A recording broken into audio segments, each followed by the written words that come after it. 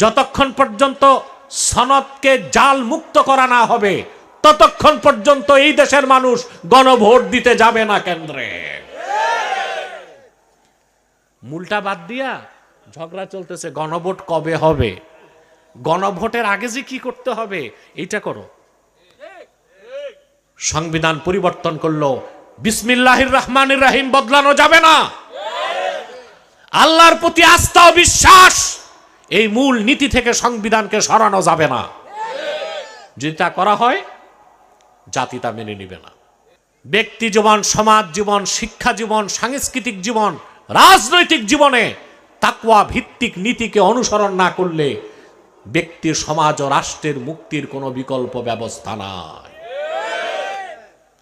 আমরা কোরআন সুন্নাহ বাদ দিয়া সংস্কার খুঁজতেছি গণতন্ত্রে, পশ্চিমাদের কাছে। কথা বলেন, মনে কষ্ট নিবেন না। বাংলাদেশে অনেক মৌলবীও এখন আছে, দাড়িওয়ালা, টুপিওয়ালা, লেবাসদারি।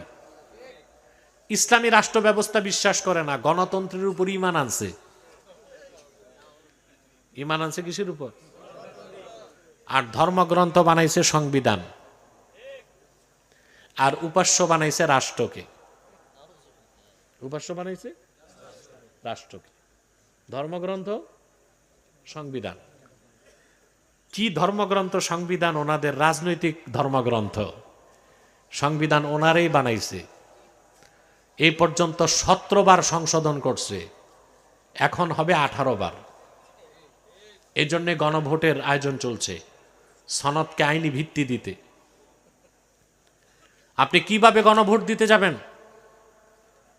এই সনদের মধ্যে আল্লাহর উপর পূর্ণ আস্থা ও বিশ্বাসের যে কথা ছিল, জিয়াউর রহমান যে কথাটা 1977 সালের 30শে মে গণভোটের মাধ্যমে তৎকালে যে সংবিধানকে স্বীকৃতি দিয়েছিলেন, সেখানে এই কথাটা লেখা ছিল, রাষ্ট্রের মূলনীতি হবে মহান আল্লাহর প্রতি আস্থা ও বিশ্বাস। বর্তমান সনদে সেটা বাদ দেওয়া হয়েছে। অর্থাৎ এই সনদ যদি পাশ হয় তাহলে সংবিধান থেকে আল্লাহর প্রতি আস্থা ও বিশ্বাস, এই মূলনীতি বাদ দেওয়া হবে। যতক্ষণ পর্যন্ত সনদকে জাল মুক্ত করা না হবে ততক্ষণ পর্যন্ত এই দেশের মানুষ গণভোট দিতে যাবে না কেন্দ্রে। মূলটা বাদ দিয়া ঝগড়া চলতেছে গণভোট কবে হবে, গণভোটের আগে যে কি করতে হবে এইটা করো।